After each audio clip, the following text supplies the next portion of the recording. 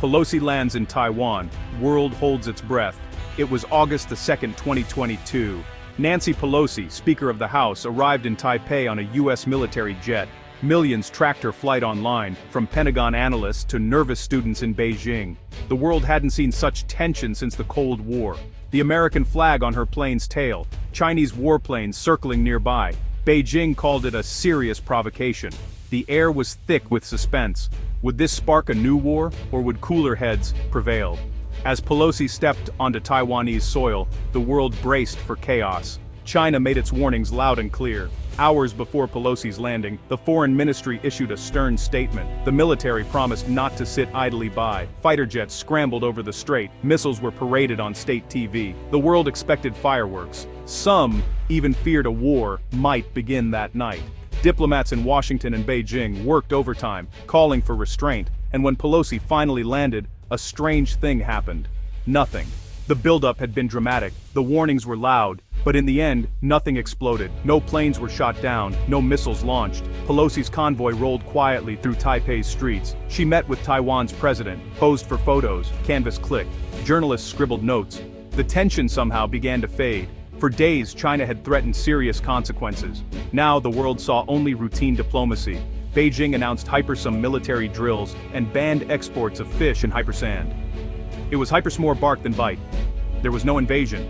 No jets crossed into Taiwan's airspace. The world collectively exhaled. The silence was almost awkward. Newsrooms scrambled to explain what hypersand hadn't happened. Some called it a major crisis averted.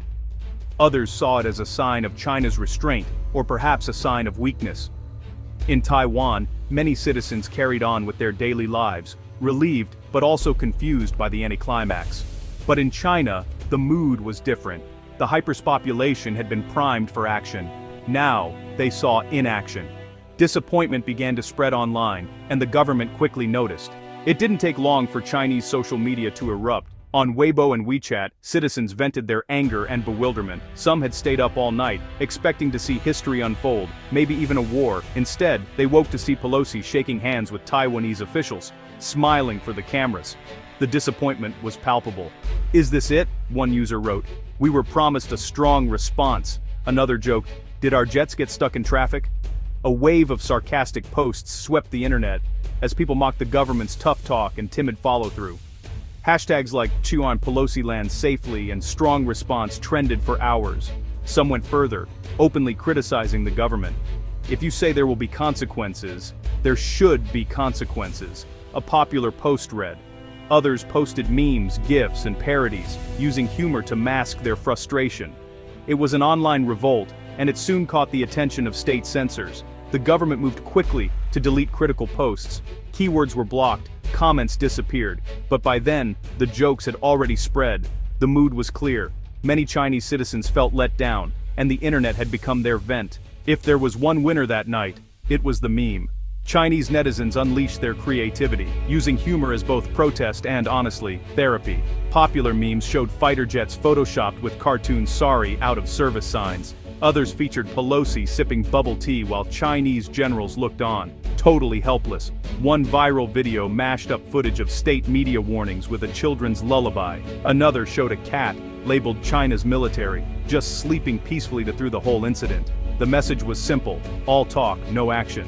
For many, this was a chance to poke holes in the government's carefully constructed image of strength, but the laughter soon drew a crackdown. Censors deleted thousands of posts. Accounts were suspended. Yet, as so often happens online, the more the government tried to control the message, the more the memes spread, sometimes in code, or even hidden in unrelated topics. It was a rare glimpse into the public mood: frustration, cynicism, and a deep skepticism about official promises. The internet, for a brief moment, became a battleground for China's national story, one where laughter was as powerful as anger.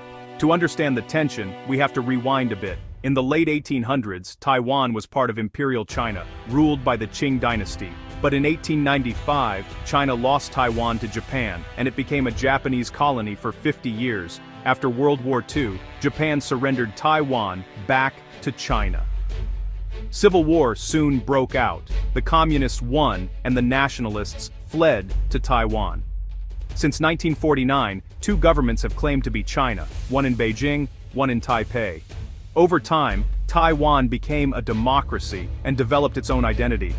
But Beijing still calls Taiwan a breakaway province. That's why tensions run so high.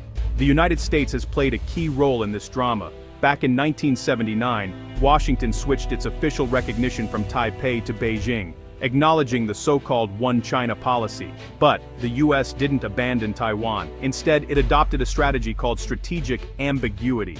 So, what does that mean? In simple terms, the US refuses to say exactly what it would do if China attacked Taiwan. This keeps both sides guessing. China cannot be sure the US would stay out of a war. Taiwan cannot be sure the US would jump in to defend it. It's a delicate balance, one meant to keep the peace by making the cost of conflict just too high for everyone. Over the years, the US has sold weapons to Taiwan and sent high-level delegations like Pelosi's. At the same time, American presidents avoid statements that could be seen as recognizing Taiwan's independence. The goal is to support Taiwan without provoking China into war. It's a diplomatic dance. Sometimes the steps are clear, sometimes they're dangerously confusing. But one thing is certain, the United States is always watching and its decisions matter. Taiwan is a country in almost every way, except on paper. It has a government, an army, elections, passports, and a booming tech industry. Its people vote for their leaders. Most want to keep things as they are, independent in practice, but without making a formal break from China. Yet, most countries, including the US, do not officially recognize Taiwan as a separate nation. Only a handful of small countries have embassies in Taipei. Everyone else has representative offices instead. It's a strange compromise, designed to avoid angering Beijing. In international organizations like the United Nations, Taiwan is not a member. Chinese pressure is strong. Airlines, businesses, and even sports teams are forced to call it Taiwan, China, or risk losing access to the mainland market. For many Taiwanese, this is frustrating. They want respect and the freedom to choose their own future. But for now, the status quo holds. Taiwan operates in a diplomatic gray zone, not quite a country, not quite a province. The world tiptoes around the question, afraid of what could happen if anyone says the wrong thing. So why does China keep raising the temperature over Taiwan? The answer lies partly at home. In recent years, China has faced economic slowdowns, rising youth unemployment, and rare public protests. Food prices have climbed, housing markets have slumped. The COVID-19 lockdowns sparked anger. When things get tough inside, leaders often look outside for distractions. Taiwan becomes an easy target for nationalist pride. By focusing public anger on an enemy, the government tries to rally support and shift attention away from its own problems. But this strategy is risky. If you promise a strong response and deliver nothing, people notice. Each empty threat chips away at trust in the leadership. Nationalism is powerful, but it can backfire, especially if citizens start to feel they are being manipulated. In China, online outrage over Taiwan is a warning sign. The government must walk a tightrope looking tough without triggering a war, and keeping control of the narrative as public frustration simmers beneath the surface. The story of China and Taiwan is far from over. Each new crisis is a reminder of how quickly things could spiral out of control. If Chinese leaders feel cornered by internal problems or public disappointment, they might decide to act, if only to prove their strength. The risk of miscalculation is real. Nationalism is a fire that's hard to control. Once lit, it can push leaders toward risky choices. The world saw this in 2022 loud warnings, global panic, and then nothing. But next time the script could change. One wrong move, one misunderstanding, could set off a conflict with huge costs for everyone. For now, peace holds. Barely. Both sides circle, threaten, and retreat. The world watches, hoping that caution will win out over pride. But the dangers remain. As long as leaders rely on threats and nationalism to shore up their power, the risks will never fully disappear. In the end, the real story behind the Taiwan tensions is not just about islands or airspace, it's about leadership, legitimacy, and the dangerous game of distraction on the world stage.